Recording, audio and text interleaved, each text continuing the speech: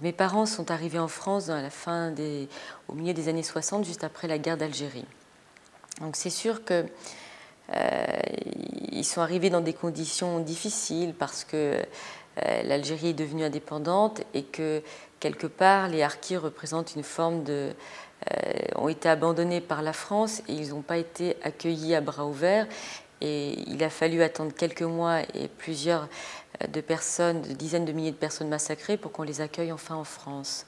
Les hussards de la République, ces instituteurs qui étaient capables d'identifier cet enfant de paysan et de l'accompagner jusqu'au certificat d'études ou jusqu'au brevet et ensuite jusqu'au baccalauréat. Moi, je ne les ai pas nécessairement rencontrés parce que certains enseignants étaient très durs avec nous. D'abord parce qu'on était différents, que mes parents ne parlaient pas bien français. En plus, ils ne nous poussaient pas nécessairement à faire de longues études parce qu'ils étaient convaincus qu'on n'aurait pas les moyens de financer nos études. On est 4 enfants, je suis la deuxième de ma fratrie et que je suis la seule à avoir réussi à l'école. Et c'est vrai que les handicaps se creusent dès l'école primaire. Voilà.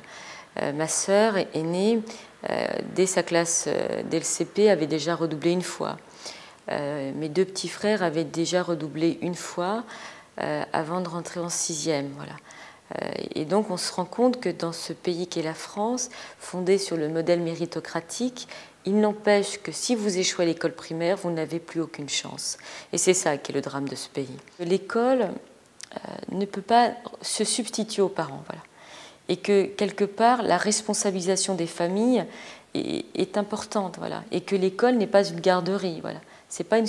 On n'est pas là pour, pendant que vous travaillez, on sait que vous mettez vos enfants et voilà. C'est pour ça que je pense que beaucoup de gens sont hostiles à l'idée que les enfants, il n'y ait pas école l'après-midi parce qu'ils se posent la question en termes de garde d'enfants. Voilà.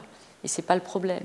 En réalité, l'école est l'outil essentiel et fondamental de lutte et de prévention de la discrimination. La HALD a eu un certain nombre de partenariats avec l'Éducation nationale, notamment en expliquant qu'est-ce que c'était une discrimination, que ce n'était pas acceptable, que ce n'est pas acceptable sur le plan éthique et ce n'est pas acceptable sur le plan juridique.